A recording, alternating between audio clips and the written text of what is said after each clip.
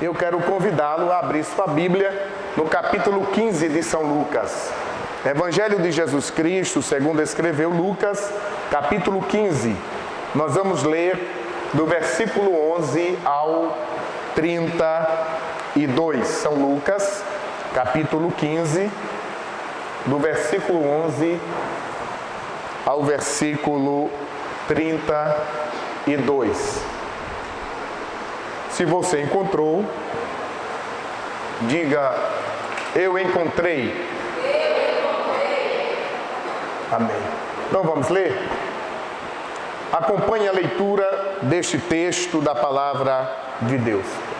Diz assim: e disse: um certo homem tinha 2 filhos, e o mais moço deles disse ao pai: pai, dá-me a parte da fazenda que me pertence. E ele repartiu por eles a fazenda. E poucos dias depois, o filho mais novo, ajuntando tudo, partiu para uma terra longínqua e ali desperdiçou a sua fazenda, vivendo dissolutamente. E havendo ele gastado tudo, houve naquela terra uma grande fome e começou a padecer necessidades. E chegou-se a um dos cidadãos daquela terra, o qual o mandou para os seus campos a apacentar porcos. E desejava encher o seu estômago com as bolotas que os porcos comiam, e ninguém lhe dava nada. E caindo em si disse: quantos trabalhadores de meu pai têm abundância de pão, e eu aqui pereço de fome. Levantar-me-ei, irei ter com meu pai e dir-lhe-ei: pai, pequei contra o céu e perante ti, já não sou digno de ser chamado teu filho. Faze-me como um dos teus trabalhadores. E levantando-se, foi para seu pai. E quando ainda estava longe, viu-o seu pai e se moveu de íntima compaixão. E correndo, lançou-se-lhe ao pescoço e o beijou. E o filho lhe disse: pai, pequei contra o céu e perante ti, e já não sou digno de ser chamado teu filho. Mas o pai disse aos seus servos: trazei depressa a melhor roupa e vestilho, e ponde-lhe um anel na mão e sandálias nos pés. E trazei o bezerro cevado, e matai-o, e comamos, e alegremo-nos, porque este meu filho estava morto e reviveu, tinha-se perdido e foi achado, e começaram a alegrar-se. E o seu filho mais velho estava no campo, e quando veio e chegou perto de casa, ouviu a música e as danças, e chamando um dos servos, perguntou-lhe que era aquilo. E ele lhe disse: veio teu irmão, e teu pai matou o bezerro cevado, porque o recebeu são e salvo. Mas ele se indignou e não queria entrar. E saindo o pai, instava com ele. Mas respondendo ele, disse ao pai: eis que te sirvo há tantos anos, sem nunca transgredir o teu mandamento, e nunca me deste um cabrito para alegrar-me com os meus amigos. Vindo, porém, este teu filho, que desperdiçou a tua fazenda com as meretrizes, mataste-lhe o bezerro cevado. E ele lhe disse: filho, tu sempre estás comigo, e todas as minhas coisas são tuas. Mas era justo alegrarmos-nos e regozijarmos-nos, porque este teu irmão estava morto e reviveu, tinha se perdido e foi achado. Quantos podem dizer amém pela palavra do Senhor? Glória a Deus. Meus queridos e amados irmãos, queridos jovens, eu tenho certeza de que todos vocês já leram este texto, já leram sobre a parábola do filho pródigo. E se porventura alguém nunca leu, teve a oportunidade de fazê-lo esta tarde, mas certamente antes desta oportunidade já ouviram falar sobre o filho pródigo, porque esta é uma das parábolas mais conhecidas da Bíblia Sagrada. É interessante que ela é chamada de a parábola do filho pródigo, mas esta palavra pródigo, ela não aparece aqui no texto em nenhum momento. Mas mesmo assim, ela ficou conhecida como a parábola do filho pródigo. Mesmo não aparecendo a palavra pródigo propriamente dita aqui no texto, porém, a história nos fala de fato de um jovem pródigo. Pródigo quer dizer gastador. Pródigo significa perdulário. É aquela pessoa que não tem limites para gastar, que de fato desperdiça todos os recursos que chegam às suas mãos. Mas na verdade, o capítulo 15 de Lucas faz parte daquela seção bíblica que poderíamos chamá-la de a seção dos perdidos e achados. Porque aqui há, na verdade, um conjunto de 3 parábolas que são proferidas sequencialmente por Jesus Cristo. A primeira delas é a parábola da ovelha perdida. A segunda é a parábola da dracma perdida. E a terceira é a parábola da ovelha perdida. Então, Jesus profere 3 parábolas na sequência. Então, na primeira parábola, nós temos um animal perdido, porque é uma ovelha que se perde, que se distancia do rebanho, do aprisco. E Jesus profere esta parábola mostrando que os animais são importantes. Não foi à toa que antes de mandar o dilúvio, o Senhor Deus teve o cuidado de fazer com que duplas, casais de animais entrassem na arca, para que fossem salvos do dilúvio, assim como foi a família de Noé. E a ovelha principalmente, porque a ovelha na Bíblia Sagrada, ela está relacionada ao sacrifício de Jesus Cristo lá na cruz do Calvário. A ovelha também, ela representa a igreja, que é o rebanho do Senhor aqui na terra. Então, dentre os animais, a ovelha, na linguagem bíblica, ela é extremamente importante. Mas a segunda parábola é a parábola da dracma perdida. A dracma era uma moeda, e a mulher perde e fica perturbada, procurando até que a encontre. Então, na primeira parábola, a da ovelha, nós temos um animal que se perde. Na segunda parábola, a parábola da dracma, nós temos um objeto que se perde. Jesus está, dentre outras coisas, querendo dizer que não apenas os animais são importantes, mas as coisas também são importantes. Dinheiro, por exemplo, é importante durante toda a nossa vida. Nós necessitamos de dinheiro, de recursos para diversas situações à nossa volta, para o suprimento das nossas necessidades. Na terceira parábola, que é a que lemos, a parábola do filho pródigo, nós encontramos uma pessoa perdida, que é o jovem, é o rapaz. Então nós temos um animal perdido, um objeto perdido e uma pessoa perdida.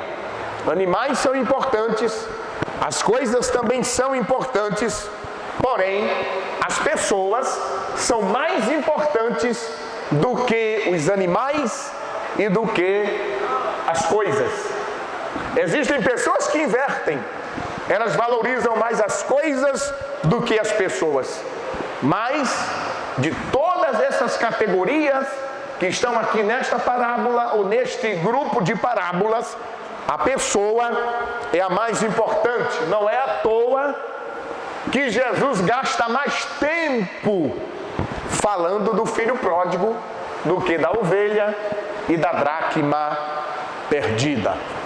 Então a ovelha, a dracma e o jovem estavam os três no lugar certo, mas se perderam. A ovelha estava no aprisco, é o seu lugar certo. A moeda, ela estava dentro de casa, provavelmente guardado em alguma bolsa, em algum lugar apropriado. Estava no lugar certo, mas se perdeu. E o jovem também estava no lugar certo, porque ele estava na casa do seu pai, até o dia que ele resolveu sair. Quando nós lemos estas três parábolas, esse capítulo inteiro de Lucas, nós percebemos que Jesus Cristo, dentre muitas lições, ele está querendo chamar a nossa atenção para um perigo muito grande, que é o perigo das perdas. Você pode repetir comigo esta frase? O perigo das perdas. Diga outra vez mais forte: o perigo das perdas. Observem que houve perda nas três parábolas. O pastor tinha 100 ovelhas, perdeu uma. A mulher tinha 10 dracmas, perdeu uma. O pai de família tinha 2 filhos e perdeu um. Então, quando nós lemos estas três parábolas e percebemos essas perdas, nós podemos calcular. Por exemplo, o pastor daquele rebanho tinha quantas ovelhas? Quantas ovelhas? 100. Ele perdeu quantas? Ele perdeu uma. Fale mais forte. Quantas ovelhas? 100. Ele perdeu quantas? De quantos por cento foi a sua perda? 1%. Depois Jesus fala sobre a dracma perdida. E na segunda parábola, a mulher tinha 10 moedas, 10 dracmas. E ela perdeu uma. Ela perdeu quanto? Perdeu uma. Isso equivale a 10%. Então a primeira perda foi de quantos por cento? 1%. A segunda, mas a terceira parábola é a parábola do pai que tinha 2 filhos e perde um. Então ele perdeu quantos por cento? 50%, a metade dos seus filhos. Jesus está chamando a nossa atenção para algo que muitas vezes nós não prestamos a atenção devida. É a respeito das perdas. E ele está querendo dizer que muitas vezes nós não nos apercebemos de que estamos sofrendo perdas, porque elas não vêm, na maioria das vezes, de maneira esmagadora. Elas vêm de maneira sorrateira, gradativa, devagarinho. Como é que uma pessoa se desvia dos caminhos do Senhor? Será que é de repente?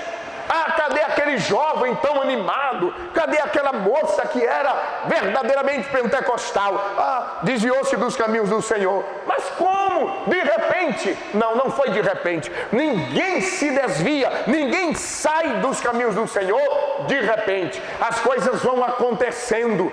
É porque nós não acompanhamos 24 horas por dia a vida das pessoas.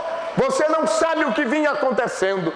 Mas certamente um esfriamento gradativo, um esfriamento progressivo estava acontecendo na vida daquele jovem, na vida daquela jovem. Por isso, nós precisamos prestar atenção nas perdas que possam estar acontecendo na nossa vida. Você continua orando da mesma maneira como você orava quando era um novo convertido?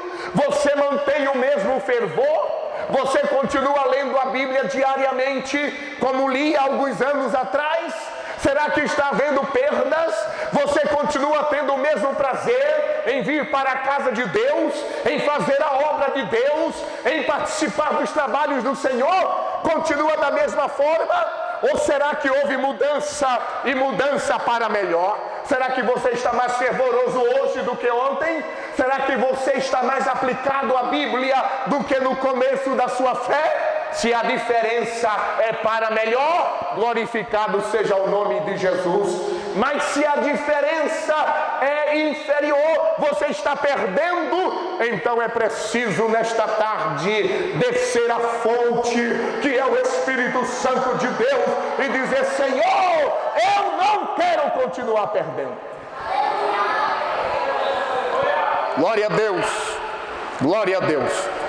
Agora, meus queridos irmãos, a parábola do filho pródigo, de tão conhecida que é, ela nos ensina lições muito profundas. Além desta questão da perda, Jesus começa dizendo que um homem tinha 2 filhos. Quantos filhos? 2. A Bíblia diz: e o mais moço disse ao pai: Pai, dá-me a parte da fazenda que me pertence. Parece um pedido normal, mas não é. Com aquele pedido, o pai se sente afrontado, porque o natural era que as pessoas, os filhos, herdassem a herança deixada pelo pai por ocasião da sua morte. O pai morreu, vamos repartir a herança. Mas aquele filho não. Ele chega com o pai vivo ainda e diz para ele: eu quero a minha parte. Era como se ele estivesse dizendo ao pai que desejava vê-lo morto. O pai se sente certamente ofendido, se sente atingido por aquela palavra, pela atitude daquele filho. Mas mesmo assim, o pai, que parece ser extremamente bondoso, paciente, tolerante para com seus filhos, ele concede ao rapaz aquela parte da herança que lhe pertencia. E nós sabemos o que aconteceu depois. Sabe por quê, irmãos? Aquele jovem tinha até direito, já estava previsto na lei. Quando o pai morresse, ia chegar nas mãos dele aquilo que lhe pertencia. Mas qual o grande problema? Ele queria antes do tempo. Sabe, irmãos, é um perigo quando nós queremos as coisas antes do tempo. A Bíblia diz que há um tempo para todas as coisas debaixo dos céus. Há um tempo determinado. Nós precisamos obedecer ao tempo. Nós precisamos seguir o tempo de Deus. Nós precisamos nos submeter ao tempo de Deus. Há muita gente querendo coisas que até Deus já planejou para a sua vida, mas não para agora, para mais adiante. Mas alguém diz: eu quero, e sai atropelando pessoas, e sai puxando o tapete de outras, e vai dizendo: eu quero a todo custo. Não pode ser a todo custo, tem que ser no tempo de Deus. Você pode olhar para quem está do teu lado e dizer assim: fica tranquilo. Fala mais forte, porque você é pentecostal. Diga assim: fica tranquilo, porque o que é teu, e ninguém vai tomar. Aleluia, aleluia, aleluia, aleluia, aleluia. Tem que esperar o tempo. Quem é que sabe cozinhar aqui? Olha quantas mãos levantadas. Muito bem. E tem até uns jovens aqui que os rapazes também sabem cozinhar. Vocês sabem, por exemplo, um feijão, um alimento tão comum entre nós. O feijão, ele precisa do tempo exato para poder chegar ao ponto. É assim ou não? Ah, falou de comida, todo mundo ficou alegre agora, viu? Mas o feijão, ele tem um tempo, sim ou não? Se alguém tiver apressado: ah, mas eu estou com muita fome, desliga logo aí esta panela de pressão e serve o feijão. Como é que ele vai estar? Vai estar duro, não vai estar pronto, não vai estar saboroso. Alguém pode ficar impaciente, mas tem que esperar o tempo. Quando se espera o tempo, o feijão ele sai saboroso, ninguém vai rejeitar, vai dizer, mas que feijão gostoso. Por que isso? Porque ele foi tirado do fogo no tempo. Uma fruta, tem gente que diz, eu quero comer essa fruta, mas não está no tempo. Nem pode deixar passar do tempo, porque senão apodrece, nem pode tirar antes do tempo, porque senão o sabor não é o mesmo. Mas quando se colhe o fruto no tempo, o sabor é diferente. Aleluia! Olha para quem está do teu lado e diga, obedeça ao tempo de Deus. Diga, tem tempo para estudar, tem tempo para namorar, tem tempo para noivar, tem tempo para casar, tem tempo para ser obreiro da casa de Deus. Tem que esperar o tempo. Aleluia! Aleluia, aleluia. Ah, mas eu quero logo. Jesus usou um vaso lá no ciclo de oração, não sei de onde, e disse que ia fazer assim, assim na minha vida. Ele vai fazer. Se foi Deus que disse, vai acontecer. Deus não mente, Deus não falha, Deus não se engana, mas vai acontecer no tempo. Aleluia. Glória a Deus. O jovem chega para o pai e diz, dá-me, dá-me. Aí o pai concede a ele. A Bíblia diz que ele pega a herança que ele recebeu. A Bíblia diz, e poucos dias depois, ele ajuntou tudo e partiu para uma terra distante. Diga comigo, poucos dias depois. Diga novamente, poucos dias depois. Queridos, uma confirmação de que esse era um jovem apressado. Primeiro, ele quer a herança do pai, antes do tempo. E depois que ele recebe, a Bíblia diz, poucos dias depois. Ele não espera, ele não tem paciência, ele vai logo embora. A Bíblia diz, partiu para uma terra longínqua, ou seja, uma terra distante. Olha para cá, não tem gente assim?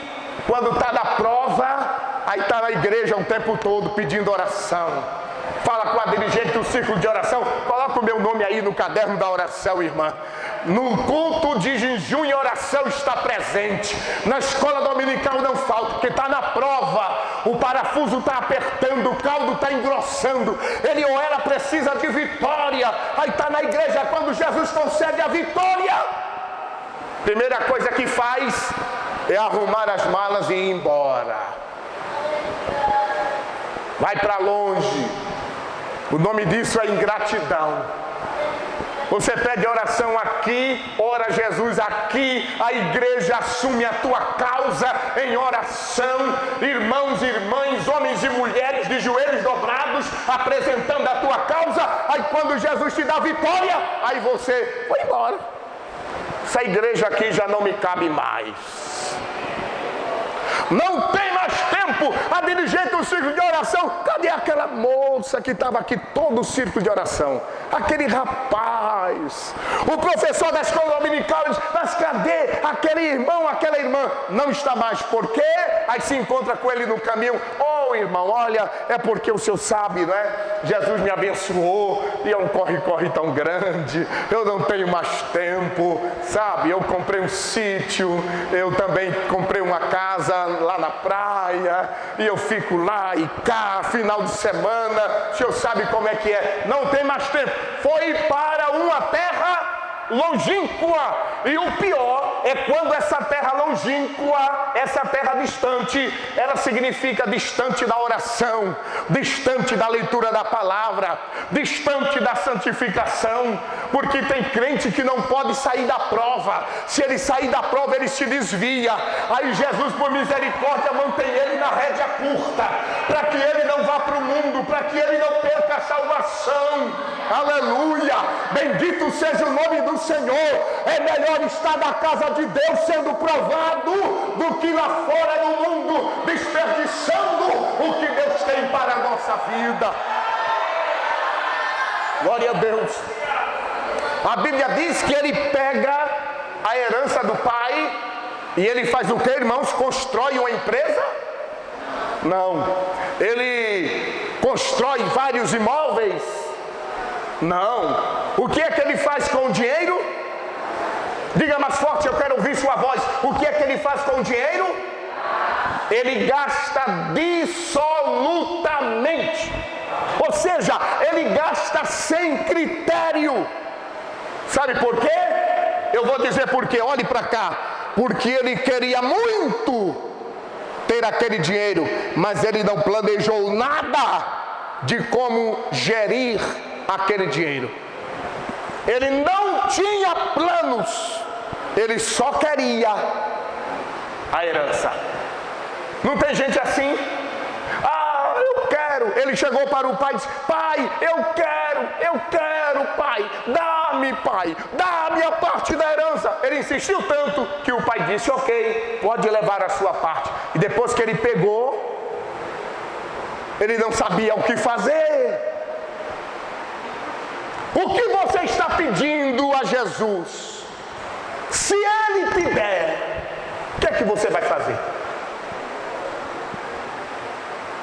Ah, Jesus, eu queria tanto passar naquele concurso público. Aí Jesus vai e te dá esta bênção. E aí, o que é que você vai fazer? Ah, Senhor, eu queria tanto ser um obreiro da tua casa. Aí o pastor da igreja vai e te chama e te separa para ser um obreiro. E depois? Ah, eu queria tanto me casar com aquela moça, aquela jovem a mais bonita da igreja. Aí Jesus te concede, você se casa com ela. E depois? O grande problema muitas vezes não é receber aquilo que você está pedindo. O grande problema é o que você vai fazer depois. Tem gente que estraga o que Deus lhe deu. Ah, a moça queria aquele rapaz, Jesus concedeu. Eles se casaram, mas ela tem ciúme até da sombra dele. Estragou o casamento. Pediu a Jesus, Jesus deu, mas ela estraga com as próprias mãos. O rapaz queria aquele emprego, Jesus concedeu, ele começa a ganhar dinheiro, mas e agora? Agora ele se acha no direito de arranjar uma amante. Depois que Jesus deu, ele não soube o que fazer. Se você quer alguma coisa da parte de Deus esta tarde, assuma um compromisso com Ele e diga: Jesus, se o Senhor me der isso que eu estou te pedindo, eu vou fazer assim, assim e assim, para a honra e para a glória do teu nome que é santo. Aleluia. Tenha propósito. Tenha propósito com Deus no seu coração. Esteja preparado para quando Deus responder a tua oração. Aquele rapaz vai embora. E a Bíblia diz, poucos dias depois, ajuntando tudo. Será que ele levou tudo mesmo, irmãos? Ou será que ele não deixou para trás um pai que o amava? Ou será que ele não deixou para trás uma família abençoada? Ou será que ele não deixou para trás amigos de verdade? Às vezes, quando a gente age pela emoção, pensa que levou tudo. Vou embora e vou levar tudo. Mas não levou tudo. Ficou alguma coisa?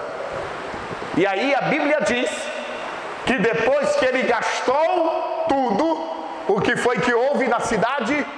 Houve uma grande fome naquela cidade.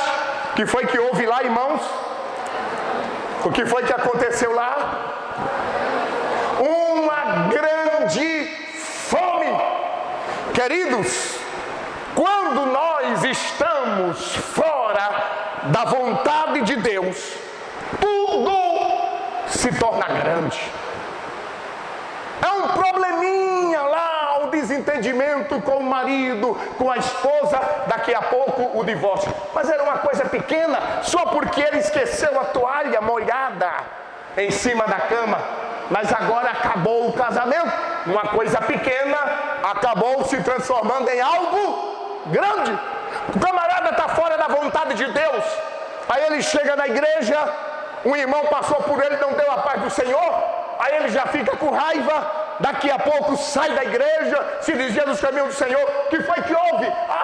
Eu fiquei revoltado, aquela igreja não tem amor. Por quê? O irmão passou por mim e não me cumprimentou com a paz do Senhor. Um problema grande, um problema pequeno se tornou grande. Às vezes é uma pequena enfermidade e ela se complica. Às vezes é um problema no trabalho e ele se complica. Às vezes é um pequeno problema na família e ele se complica porque está fora, está longe da vontade de Deus. E quando estamos longe da vontade de Deus, o mínimo problema se torna grande. A Bíblia diz: houve uma grande fome naquela cidade.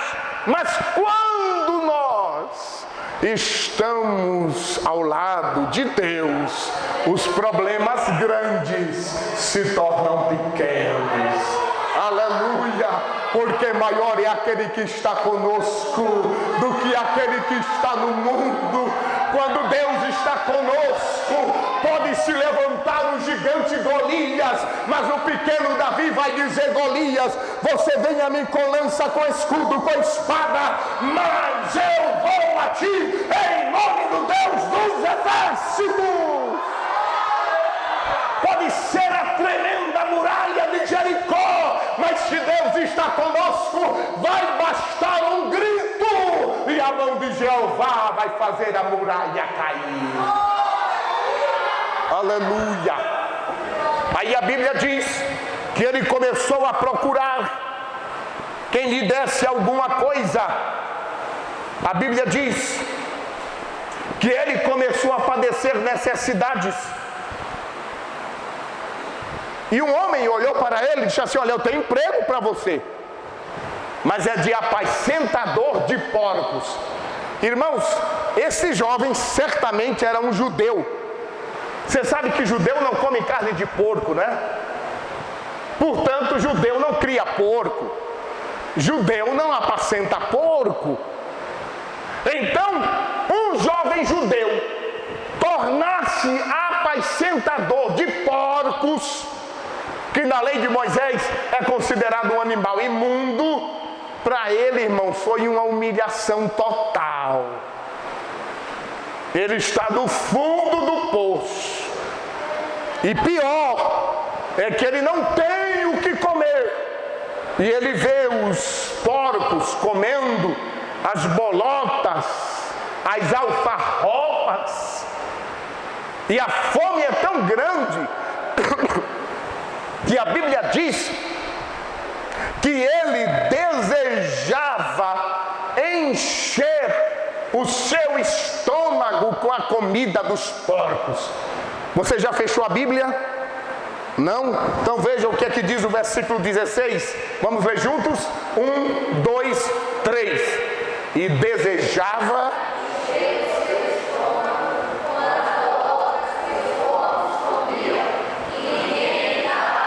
Repita a última frase: e ninguém lhe dava nada. Diga outra vez: e ninguém lhe dava nada. Agora no versículo 12, a Bíblia diz que ele chegou para o pai e disse assim: pai, dá-me a parte da fazenda que me pertence. A Bíblia diz: e o pai repartiu e deu a ele. No versículo 16, a Bíblia diz: ele desejava comer e ninguém lhe dava nada. Olha para cá. O que Deus te dá aqui, o mundo não te dá lá fora. Pode ser até que estejam te prometendo alguma coisa lá. Pode ser até que alguém diga: vem para cá, aqui eu tenho isso, aqui você vai ter aquilo. Mas é engano. Satanás, ele é habilidoso em enganar. ele é mentiroso, ele ilude, ele não conta a verdade, vai lá para fora e vai ser enganado, mas aqui dentro você diz ao Pai: Pai, eu quero, e o Pai te dá. Pai, eu preciso, e o Pai te dá. Pai, eu desejo, e o Pai te dá. O que tem aqui dentro não tem lá fora. O que Deus tem reservado aqui na sua igreja para a tua vida, Satanás não pode te oferecer lá no mundo. Aleluia. Olha para esse jovem que está do teu lado e diga: não saia do teu lugar. Diga para 3 ou 4 jovens aí: o teu lugar é aqui, na casa de Deus, na presença do Senhor. Aqui tem milagre, aqui tem unção, aqui tem cura, aqui tem batismo com o Espírito Santo, aqui tem palavra, aqui tem alimento, aqui tem a glória, aqui tem o poder, aqui tem a virtude do Espírito Santo. Aleluia, aleluia, glória a Deus. Que lição tremenda. Aquele jovem estava sujo, cuidando dos porcos, com vontade de comer a comida dos porcos.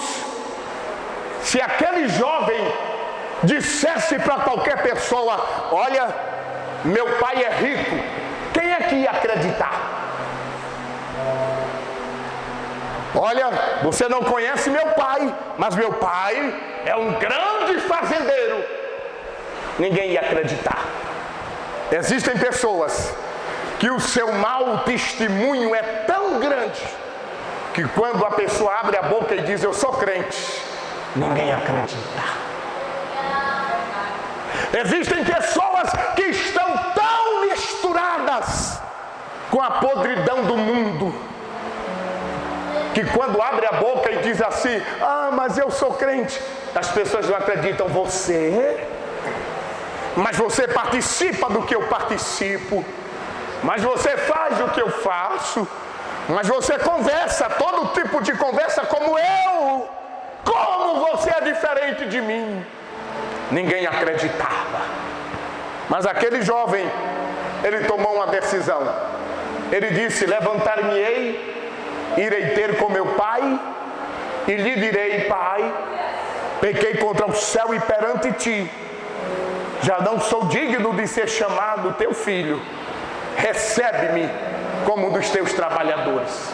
Mas ele não ficou só pensando, ele pensou e agiu, porque pensar é importante, dizer eu vou fazer é importante, mais importante, porém, é de fato fazer.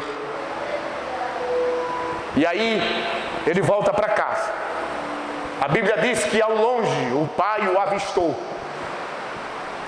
Aí a Bíblia diz que o pai correu ao seu encontro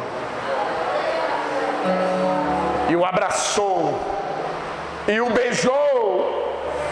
E o filho tinha ensaiado aquilo que ia dizer para o pai: Pai, pequei contra o céu e perante ti, já não sou digno de ser chamado teu filho, faze-me como um dos teus trabalhadores. Ele deve ter repetido aquilo a viagem todinha. Eu vou dizer para papai assim: Pai, pequei contra o céu e perante ti, já não sou digno de ser chamado teu filho, faze-me como um dos teus trabalhadores. Mas não deu tempo. O pai correu e o abraçou, e o filho disse: Pai, pequei contra o céu e perante ti, já não sou digno de ser chamado teu filho. A outra parte, faze-me como um dos teus trabalhadores, não deu tempo ele falar, porque o pai disse: para, ô empregado, venha cá, traga aquele bezerro que eu estava selando para a churrascada, traga aquela veste nova, traga o anel, traga sapatos novos e coloque no meu filho, porque hoje é dia de festa. Aleluia, aleluia, aleluia. O pai, ele quer honrar o filho, e olhe como nos detalhes o pai está honrando este filho. Ele chega e diz assim: trazei depressa a melhor roupa e vestir-lhe. Irmãos, isso aqui é honra. Não sei se o cantor Carlos Alberto pode me ajudar aqui. Fique em pé aqui, por favor. Tire aí o seu paletó. Veja a diferença. O que é que o pai diz aí no versículo 22? Trazei. Leia o versículo 22, o que é que diz?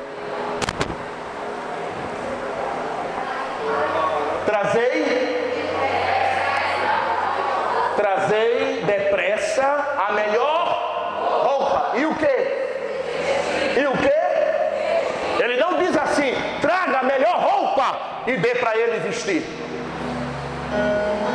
Ele diz assim: traga a melhor roupa e vista ele.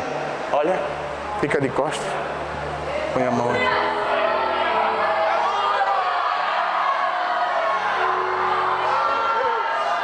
É diferente ou não é? É diferente. Ele não pega a roupa e diz assim: se vista. Ele diz assim: vista ele. Sabe o que tem para você aqui esta tarde? Tem honra de Deus para a tua vida. Deus quer te honrar na presença de todo o povo. Traga um anel. Anel é símbolo de aliança. Coloca no dedo dele, olha, compromisso, aliança. Eu tenho uma aliança aqui na minha mão. Quem olha para mim sabe que tem um compromisso com alguém. Mas onde está ela? Ela não está aqui. Mas essa aliança está dizendo: o pastor André tem um compromisso com alguém. Eu estou em um outro estado. A minha esposa ficou lá em Pernambuco. Mas a aliança está dizendo: ele tem um compromisso com alguém. Crente que tem aliança com Deus, onde ele chega, o mundo olha e diz: ele tem aliança. Ele tem uma aliança. Ele tem uma aliança. Chega lá na faculdade, alguém diz: vamos. Ele diz: não vou, porque eu tenho aliança. Ele chega lá na empresa e o patrão diz: ele tem aliança. Ele anda na rua e alguém diz: tem aliança, tem aliança, tem aliança, tem aliança, tem aliança, tem aliança. Aleluia, aleluia, aleluia. Coloca sapatos nele. Coloca sapatos. Seus pés estão machucados pela caminhada. Mas eu vou colocar sapatos nos teus pés. E o apóstolo Paulo diz lá aos Efésios capítulo 6: calçados os pés com a preparação do evangelho da paz. Pés calçados podem pisar serpentes e escorpiões e toda a força do maligno, mas tem que estar com os pés calçados. Ele diz assim: matem o bezerro cevado. Observe que ele não diz assim: tragam um bezerro cevado. Ele diz assim: trazei o bezerro cevado. Só tinha ele preparado. Estava sendo preparado para um momento especial. Aleluia. Tem um bezerro cevado só para um momento especial de Deus para a tua vida. A festa é grande, a alegria é grande, mas está faltando alguém na festa. Quem é que está faltando? Você conhece a parábola? Diga bem alto: quem é que está faltando? O irmão? O irmão mais velho. Ele não está na festa. Aí quando ele chega, ele ouve as músicas, ouve o barulho, comemoração. Aí ele chama o servo, porque este filho mais velho, apesar de estar dentro de casa, mas ele estava perdido também.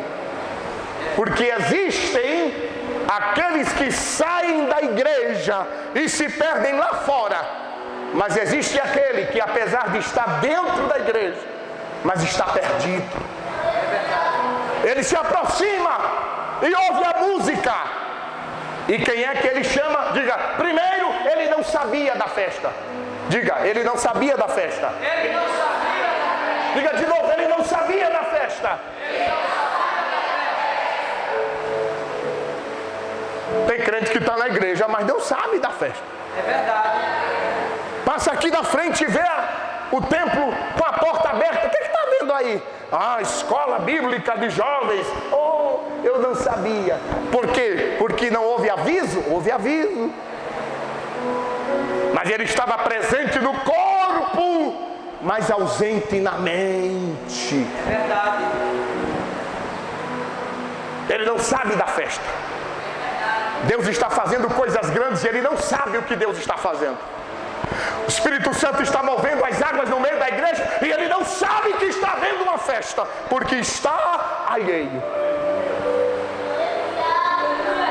Se perguntar sobre a última postagem no Instagram, ele sabe. Mas se perguntar sobre a última operação de Deus, a mais recente no meio da congregação, ele não sabe. É verdade. Está ausente. Ele não sabe da festa.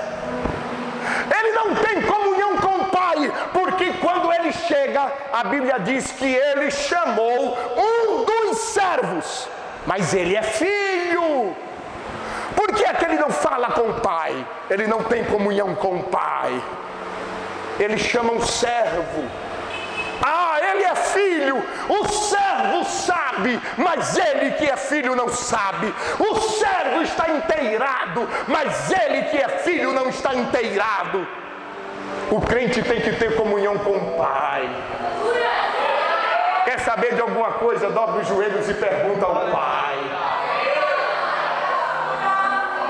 Ele chama o servo e o servo diz para ele: olha, foi teu irmão que voltou. Meu irmão voltou, foi. E teu pai fez uma festa. Aí ele disse: mas eu não vou entrar. Aí ele começa revelando um lado muito feio que o ser humano tem desde que Adão pecou. Sabe qual é esse lado? É o lado da inveja, do ciúme. Ciúme é um sentimento terrível, é como o arame farpado, que ele engancha na sua roupa e rasga a sua roupa. Não é porque o arame farpado ele quer vestir a tua roupa, é porque ele só quer ter o prazer de rasgar. É verdade. Os invejosos, eles não querem necessariamente o que você tem. Eles querem que você não tenha. O sentimento de inveja não é necessariamente o desejo de ser quem você é, mas é o desejo de que você não seja quem você é. Isto é inveja. Ele diz: eu não entro, eu não vou entrar, mas é festa, mas eu não entro. Mas teu irmão está vivo, mas eu não entro. Mas o teu pai está celebrando, mas eu não celebro. A Bíblia diz, recomenda: alegrai-vos com os que se alegram e chorai com os que choram. Irmãos, é muito mais fácil chorar com os que choram do que se alegrar com os que se alegram. Sim ou não? Basta você ver quando uma criança nasce. Quantos vão lá na maternidade ver a criança? Pouquinha gente. Algumas pessoas da família, uma pessoa amiga mais próxima, no máximo. Mas se disser assim, fulaninho morreu, o pessoal junta caravanas para ir lá para o enterro. Então, chorar com os que choram é mais fácil do que alegrar-se com os que se alegram. Aquele homem, aquele jovem, aquele filho não entra, mas o pai sai ao encontro dele e diz assim: filho, entra, entra, vem se alegrar com todo mundo, vem. E ele se irrita E ele diz assim para o pai: eis que eu te sirvo há tantos anos. Como é que ele diz? Eis que eu te, diga mais forte, eu te sirvo. Ele diz assim: eu sou escravo. Mas ele não era escravo, ele era filho. Mas ele não se sente filho, ele se sente escravo, porque ele é legalista. Ele diz: eu te sirvo. Ele não tem sentimento de filho. Ele não faz as coisas por alegria, por prazer. Ele faz por obrigação. Eu tenho que ir, eu tenho que estar presente, eu tenho que cooperar, senão vai ficar feio para mim. Não, quem é filho não tem esse sentimento. Quem é filho tem prazer. Quem é filho faz com alegria. Ele não se sente filho. Ele diz: eu te sirvo há tantos anos, sem nunca transgredir o teu mandamento. Eu sou um crente certinho, pastor Isaac. Nunca fui disciplinado da igreja. Eu cumpro todos os mandamentos. E nunca me deste um cabrito. Diga comigo, cabrito. Diga de novo, cabrito. Para eu me alegrar com os meus amigos. Ele não disse assim: para eu me alegrar com o Senhor, meu pai. Ele disse: para me alegrar com os meus amigos. Porque existem dois tipos de crentes na igreja. Existe o crente do bezerro cevado. Diga comigo, o crente do bezerro cevado. E existe o segundo tipo de crente na igreja, que é o crente do cabrito. Diga, o crente do cabrito. Quais são os dois tipos de crente? Primeiro, mais forte, que eu quero ouvir sua voz. Primeiro tipo de crente, o crente do bezerro cevado. E o segundo tipo de crente, o crente do cabrito. O crente do bezerro cevado, ele se alegra, ele faz festa, ele canta, ele celebra, ele se alegra com o irmão. O crente do cabrito é o crente tipo o irmão mais velho, do pródigo. Ele faz questão de um cabrito. O pai diz assim: eu tenho um bezerro cevado e ele está brigando por causa de um cabrito. O pai diz: eu tenho coisas maiores para te dar, e ele está criando confusão por causa do cabrito. Ah, o professor da escola dominical, eu não gosto dele. É o crente do cabrito. Ah, a pregação não foi boa. É o crente do cabrito. Ah, o cantor, não gostei dos hinos que ele cantou. É o crente do cabrito. Fica de mal da irmã porque sentou no lugar dela, que ela senta todo domingo. É o crente do cabrito. É crente que arranja confusão. É crente que não se alegra com a vitória de Deus na vida do seu irmão em Cristo. Mas que esta tarde não haja nenhum crente do cabrito aqui nesta reunião.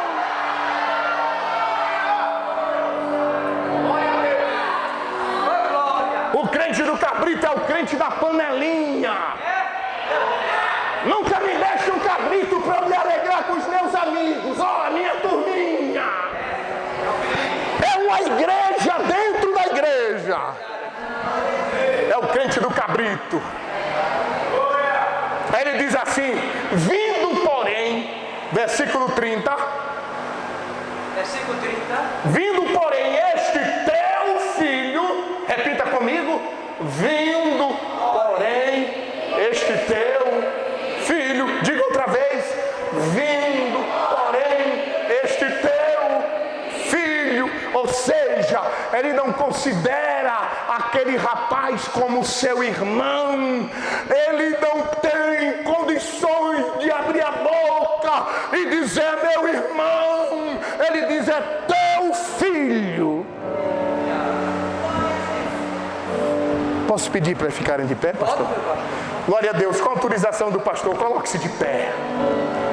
Aleluia. Aleluia. Glória a Deus. Escuta aqui. Ele não tem condições de olhar nos olhos do seu irmão e dizer: é o meu irmão. Ele diz para o pai: este teu filho.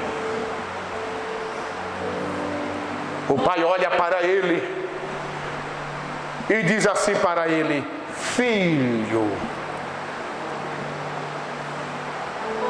Como quem diz assim: você se considera um escravo, mas eu não te vejo assim, eu te vejo como meu filho. Você não consegue se alegrar com o seu irmão, mas ele é teu irmão, porque você também é meu filho. E o que é que o pai diz? Ele dá uma lição de moral no filho, pastor Isaac.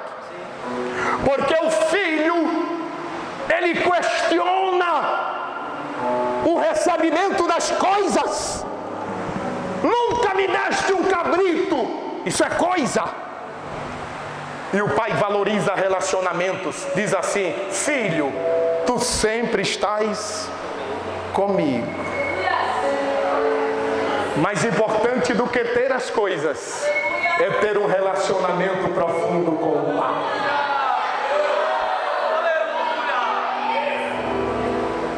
Ele diz para o pai: este teu filho. O pai diz para ele: mas este teu irmão. Deus esta tarde te lembra de alguém,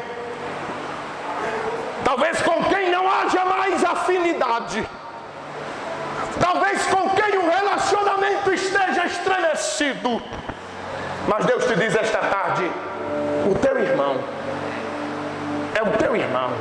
Aleluia! Te falou aquela palavra que te magoou, mas é teu irmão.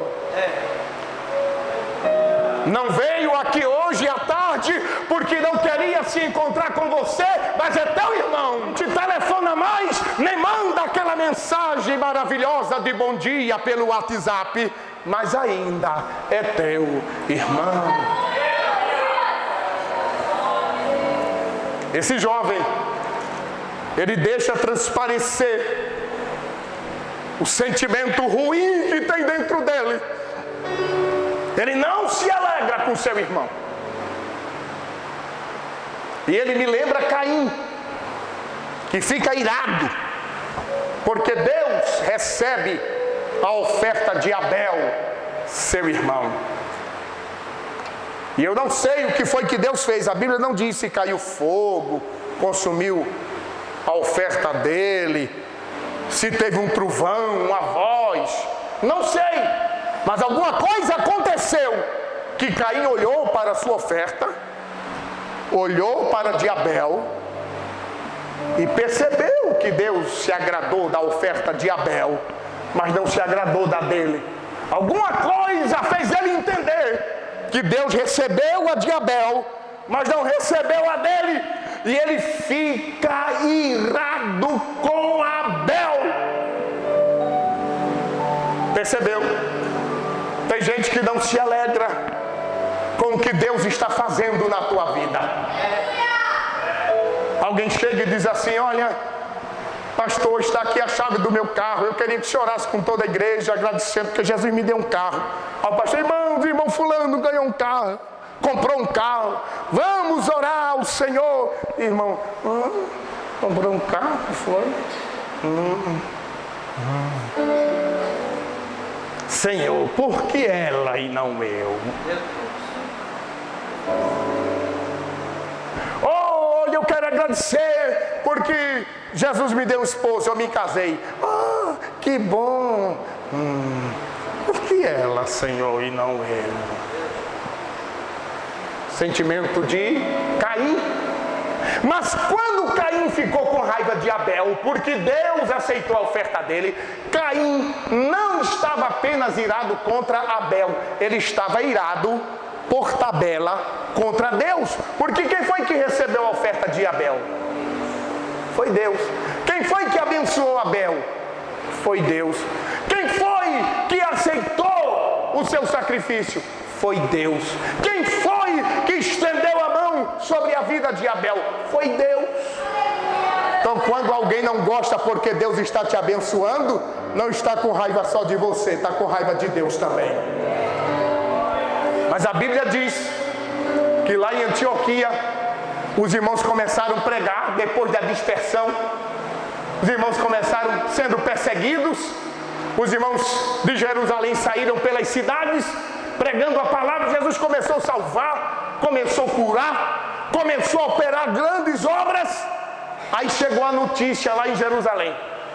Aí disseram assim: vai ver lá como é que está o trabalho lá em Antioquia. Quem é que a gente manda? Manda Barnabé. Ô irmão Barnabé, o senhor pode ir lá para ver? Eu vou. E Barnabé viaja.